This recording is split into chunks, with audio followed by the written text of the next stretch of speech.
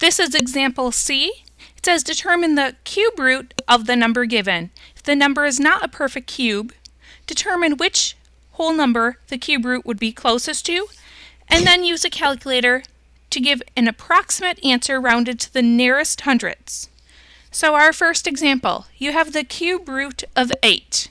So we know 2 times 2 times 2 equals 8. Therefore, the cube root of 8 is equal to 2. So we also know since the number 2 is a whole number, this is a perfect cube. So the cube root of 8 is a perfect cube. And then again, since the number 2, it terminates, we know it's a rational number.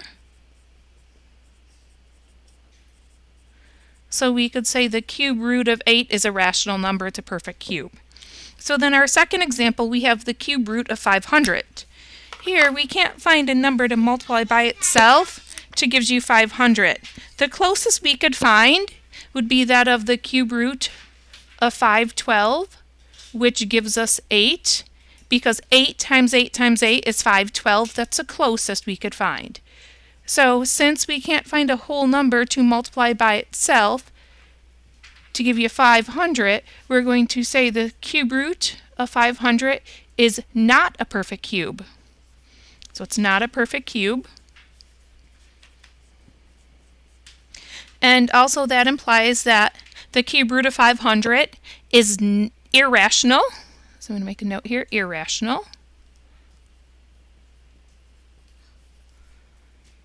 So if I were to find the approximation for the cube root of 500, I'm going to go to my calculator. I'm going to first press the index, which is 3.